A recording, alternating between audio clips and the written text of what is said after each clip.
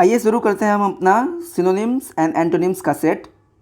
इसमें बहुत important words ही मैं आपको बताने वाला हूं जो एग्ज़ाम्स में अक्सर आते रहते हैं और पीछे के मॉडल पेपर्स में से भी मैंने बहुत सारे वर्ड्स लाया है और इसको ऐसे डिज़ाइन किया हुआ है कि आप पूरा वीडियो देखने के बाद, पूरा पढ़ाई करने के बाद आपको मैक्सिमम वर्ड्स याद हो जाएंगे, क्योंकि मैंने बार बार रिपीट भी किया है वर्ड्स को। ठीक है, और इन्हीं पर आधारित मैं आपको फिल इन द ब्लैंक्स भी कराता हूँ ताकि आपको सारी चीज़ें एकदम आसानी से याद हो जाए। तो आइए शुरू करते हैं। बस कुछ याद वाद नहीं करना है, बस देखना है। ठीक है, और वर्ड पावर याद करने से कुछ नहीं होता है, बस अभ्यास करना पड़ता है। तो आइए पहले देखते हैं सिनोनिम यानी पर्यायवाची, मिलता जुलता शब्द बताना आपको। लिखा है मेरिटोरियस। मेरिटोरियस का भाई 4 ऑप्शंस दिया गया है। मेरिटोरियस का 4 ऑप्शंस है, ब्रेव है, लेजी है, स्किलफुल है और एस्केंस है। अब क्या हो सकता है भाई? तो मेरिटोरियस का हिंदी होता क्या है जान लो आप। गुणी। गुणी का मतलब होता है गुणवान, जिसके अंदर बहुत सारे गुण हो। जैसे you are a meritorious student, तुम एक गुणी छात्र हो। 4 ऑप्शन हैं। अच्छा, गुण मतलब क्या है? जिसके अंदर कुछ कौशल हो, कुछ योग्यता हो। तो ब्रेव है, लेजी है, स्किलफुल है और एस्केंस है। मीनिंग पता होनी चाहिए। वैसे इसका आंसर क्या होगा? स्किलफुल होगा, क्योंकि स्किलफुल का भी मतलब होता है भाई दक्ष, जिसके अंदर कुछ स्किल हो, गुण हो, वो कुशल हो किसी काम में, तो स्किलफुल इसका आंसर होगा। वैसे लेजी नहीं हो सकता, आलसी हिंदी होता है, ब्रेव मतलब बहादुर, और एस्केंस आपको थोड़ा सा मीनिंग डाउटफुल लग रहा होगा, मतलब दिक्कत हो रही होगी। एस्केंस का हिंदी होता है दोस्तों संदेह के साथ। ठीक है, संदेह के साथ। क्लियर है? एस्केंस की हिंदी क्या है? संदेह के साथ। बार बार रिपीट ये वर्ड करूंगा मैं, बार बार याद हो जाएगा आपको। एस्केंस का मतलब होता है संदेह के साथ। इस पर यूज भी बताऊंगा आगे। तो फिलहाल पहले का आंसर क्या है? सी, प्रोफाउंड। 4 ऑप्शन है, हेजी, वर्टेक्स, डीप और सुपरफिशियल। अब होगा क्या? तो प्रोफाउंड का मीनिंग पता होना चाहिए। प्रोफाउंड का हिंदी होता है ना गहरा। क्या होता है? गहरा, एकदम डीप, सीरियस, गंभीर, एकदम नीचे। तो प्रोफाउंड का हिंदी होता है गहरा। 4 ऑप्शन है। हेजी, हेजी तो होगा नहीं, क्योंकि हेजी का हिंदी होता है धुंधला, तो धुंधला नहीं होगा इसका आंसर। वर्टेक्स का मतलब होता है एकदम शिखर। ठीक है, शिखर, ये भी नहीं होगा, क्योंकि गहरा इसका पर्यायवाची चाहिए हमें। डीप का हिंदी होता है गहरा। ठीक है ना, डीप का मतलब गहरा। ठीक है, तो आंसर होगा सी। और सुपरफिशियल का मतलब जानते हो आप? सुपरफिशियल का मतलब होता है ऊपरी ऊपर, छिछला, यानी ऊपरी सतह पर, जैसे नदी है तो उसके ऊपरी ऊपर। तो आंसर होगा सी। आ गया फिर से एस्केंस। एस्केंस का मतलब मैंने अभी आपको बताया था। 4 ऑप्शन है, विद सस्पिशन, क्लियर, मेलोडी और बैफल। तो एस्केंस का हिंदी क्या बताया था मैंने? संदेह के साथ। ठीक है ना, संदिग्ध तरीके से या संदेह के साथ। ठीक है, तो आंसर क्या होगा? विद सस्पिशन, क्योंकि सस्पिशन का हिंदी होता है संदेह और विद का हिंदी होता है साथ, तो विद डाउट भी हो सकता था, विद सस्पिशन भी सही है। क्लियर का हिंदी जानते हो आप? स्पष्ट। मेलोडी का हिंदी होता है मधुर संगीत, और बैफल का हिंदी होता है किसी को एकदम कंफ्यूज कर देना, चकरा देना, एकदम कंफ्यूज कर देना, असमंजस में डाल देना, बैफल का हिंदी है। ठीक है, आंसर होगा तीसरे का ए। अगला है हमारा बैफल। चलो ठीक है, फिर से आ गया बैफल। अभी बैफल का हिंदी बताया था यहाँ पे, किसी को कंफ्यूज कर देना, चकरा देना। चारों की मीनिंग पता होना चाहिए। ठीक है, तो बैफल का हिंदी होता है चकरा देना। अब होगा क्या दोस्तों? एकदम बढ़िया से याद करना, नोट्स बना के पढ़ना, क्योंकि मॉक टेस्ट में सब मिलेगा। ठीक है, तो बैफल का हिंदी चकरा देना। होगा क्या भाई? जेडेड नहीं हो सकता, क्योंकि जेडेड का हिंदी होता है ना थका हारा। फैसिलिटेट का मतलब होता है ना किसी चीज़ को सरल बनाना, सुगम बनाना, सरल बनाना।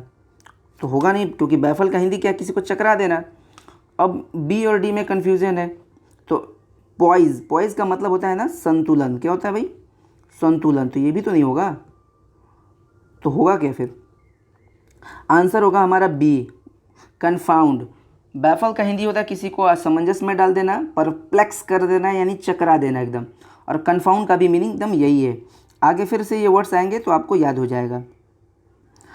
डुप्लिसिटी है हमारा अगला वर्ड, और आपको इसका पर्यायवाची बताना है, यानी मिलता जुलता। इन्फॉर्म है ऑप्शन में, डिसीट है, वीक है, डिले है। होगा क्या? तो पहले तो हमें डुप्लिसिटी की मीनिंग पता होनी चाहिए। डुप्लीकेट से बना है डुप्लिसिटी, और डुप्लीकेट का मतलब क्या होता है भाई? मतलब ओरिजिनल का उल्टा है डुप्लीकेट। यानी डुप्लिसिटी का हिंदी होता है धोखा या छल। ठीक है, धोखा या छल।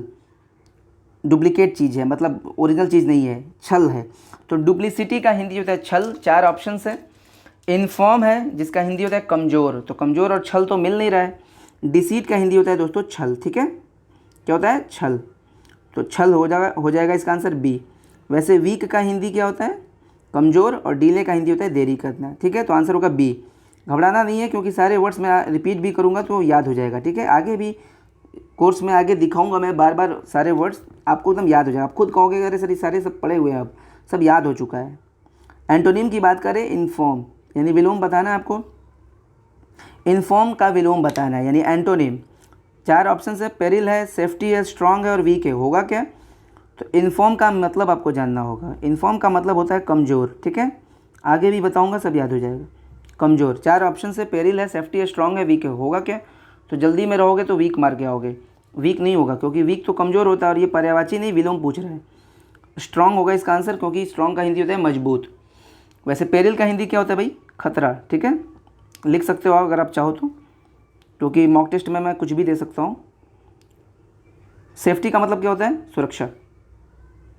आंसर है सी, पेरिल आ गया, चलो पेरिल आ गया।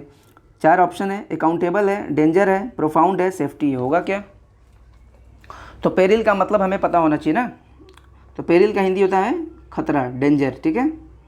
4 ऑप्शन है, तो जल्दी में डेंजर मत लगा लेना, ठीक है, क्योंकि पूछ रहा है विलोम, विलोम की बात कर रहा है ना ऊपर। अकाउंटेबल का हिंदी क्या होता है, जवाबदेह, जवाब देने योग्य, जवाबदेह, अकाउंटेबल। प्रोफाउंड का हिंदी क्या होता है, गहरा। तो दोस्तों इसका आंसर होगा पेरिल का उल्टा डी, सेफ्टी, क्योंकि सेफ्टी का मतलब होता है सुरक्षा, खतरा का उल्टा सुरक्षा, ठीक है। जेडेड का हिंदी क्या होता है भाई, थका हारा। जेडेड का हिंदी होता है थका हारा। 4 ऑप्शन है, टायर्ड, वियरी, एक्टिव और पैसिव। होगा क्या भाई, तो जेडेड का हिंदी क्या है, थका हारा, तो टायर्ड होगा नहीं क्योंकि विलोम बताना है। वियरी का भी हिंदी होता है थका हारा, ये भी नहीं होगा। पैसिव का भी मतलब होता है सुस्त, ये भी नहीं होगा। तो होगा क्या, आंसर होगा एक्टिव, क्योंकि एक्टिव का मतलब होता है एकदम सक्रिय, एकदम काम करने में तेज, ठीक है। अगला है हमारा लायबल, बहुत अच्छा वर्ड है। 4 ऑप्शन हैं, अकाउंटेबल, रिस्पॉन्सिबल, इररिस्पॉन्सिबल और प्रोफाउंड। मैंने वर्ड्स रिपीट किया है ताकि आपको याद हो जाए। लायबल का हिंदी पता होना चाहिए। लायबल का हिंदी होता है जिम्मेदार। जिम्मेदार बोले तो जवाबदेह, जो जवाब देने योग्य हो, जिम्मेदार हो। तो लायबल का हिंदी जिम्मेदार, तो अकाउंटेबल होगा नहीं क्योंकि अकाउंटेबल का भी हिंदी होता है जिम्मेदार, जवाबदेह। पर्यायवाची तो हमें चाहिए नहीं, हमें तो विलोम यानी उल्टा चाहिए। रिस्पॉन्सिबल भी नहीं होगा क्योंकि रिस्पॉन्सिबल का भी मतलब होता है जिम्मेदार। प्रोफाउंड नहीं होगा क्योंकि इसका हिंदी होता है गहरा, ठीक है। तो होगा क्या, तो होगा सी। और इररिस्पॉन्सिबल, लायबल का हिंदी होता है जिम्मेदार और इररिस्पॉन्सिबल का हिंदी होता है गैर जिम्मेदार, ठीक है।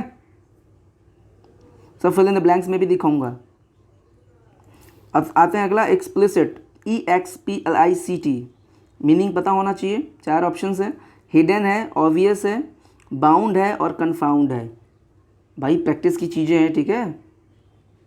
तो एक्सप्लिसिट का हिंदी क्या होता है ये हमें पता होना चाहिए। एक्सप्लिसिट का हिंदी होता है स्पष्ट, ठीक है ना, स्पष्ट, एकदम क्लियर। तो ए तो होगा नहीं, क्यों, क्योंकि हिडन मतलब सॉरी यही होगा, क्योंकि एक्सप्लिसिट का हिंदी होता है स्पष्ट यानी एकदम क्लियर, तो इसका उल्टा ए, छिपा हुआ, ठीक है। हिडन का हिंदी क्या होता है, छिपा हुआ। वैसे ऑब्वियस का हिंदी जानते हो आप, स्पष्ट। पर्यायवाची पूछता तो आप आंसर बी लगाते। बाउंड का हिंदी होता है बाध्य, बाध्य, BOUND। बाउंड का हिंदी क्या होता है, बाध्य। और कन्फाउंड का हिंदी तो आप जानते ही हो, कंफ्यूज कर देना, किसी को चकरा देना, अचंभित कर देना, ठीक है। तो याद रखिएगा, प्रैक्टिस करिएगा ज़रूर। Thank you.